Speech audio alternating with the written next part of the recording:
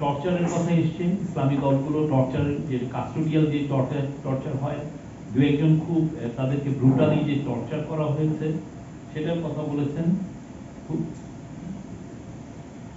আর যেটা হচ্ছে যে অনেকগুলো দল প্রপোর্শনাল রিপ্রেজেন্টেশন সিস্টেমের কথা বলেছেন। আপনারা জানেন প্রপোর্শনাল রিপ্রেজেন্টেশন সিস্টেম আমাদের দেশে নাই।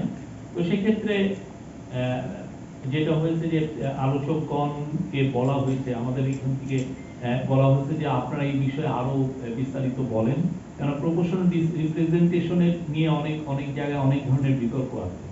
এটা কি, এটার ফলে যেটা আমরা অনেক ক্ষেত্রে দেখি যে দুর্বল কিছু গভর্নমেন্ট হয়, হ্যাঁ, হর্স ট্রেডিং হয়। তো সেগুলোর ক্ষেত্রে ওনারা যাতে কংক্রিট প্রপোজাল দেন।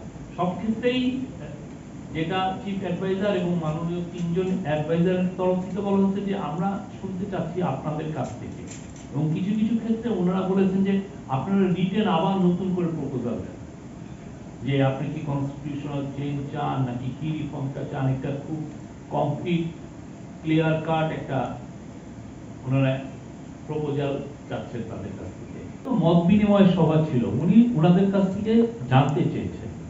জিনিসটা এমন না যে উনি বলছেন যে হ্যাঁ একটা রোড রেস, উনি বলেছেন যেটা মাহফুজ আলম বললেন যে একটা রূপরেখা তো সামনে উনি দিবেন, তো তার আগে সবার সাথে উনি মত বিনিময় করছেন, তাদের কথাগুলো ভালো মতো শুনছেন। এরপরে আপনি জানেন সামনে আরো তো কথা হবে, এটা তো প্রথমেই তো এটা শেষ হচ্ছে না।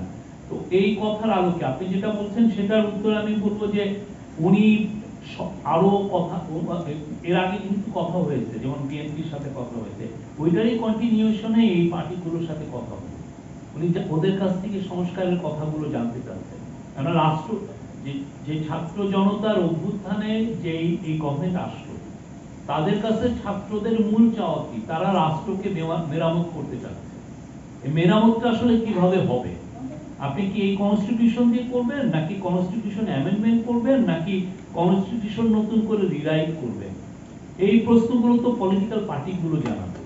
তো উনি এই কথাগুলো জানতে চেয়েছেন ওনাদের কাছ থেকে, এবং অনেকে বলেছেন যে আমরা নতুন করে আপনাদেরকে জানাবো। যেমন ধরেন জাতীয় পার্টি যেটা বলেছে যে ওনারা জাতীয় পার্টির প্রথমে কিছু তো ওনারা কনস্টিটিউশন অ্যামেন্ডমেন্টের কথা বলেছেন, আবার এট দ্য সেম টাইম একজন ওনাদের এক পার্টি লিডার বলছেন যে এই ফ্রেমওয়ার্কটা রেখেই কনস্টিটিউশনকে নতুন করে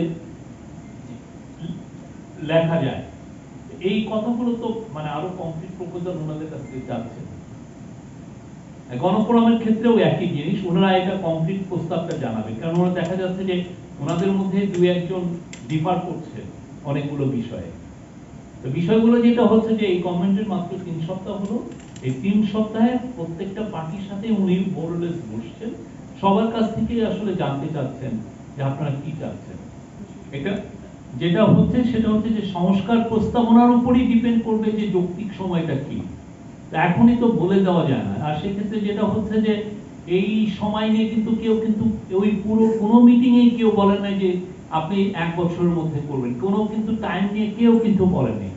সবাই যেটা বলছেন যে আপনার লিডারশিপকে আমরা, আপনার লিডারশিপে দেশ এগিয়ে যাবে, সবাই আস্থা প্রকাশ করছেন যে আপনার লিডারশিপে আমরা কংক্রিট খুবই লাস্টিং আমরা রিফর্ম দেখতে পাবো। তার মানে তারা সংস্কারের স্বার্থে ধৈর্য ধরতে রাজি আছে না? সবাই ধৈর্য ধরছেন, এটা আমার তো মনে হয় পুরো জাতি ধৈর্য ধরছে।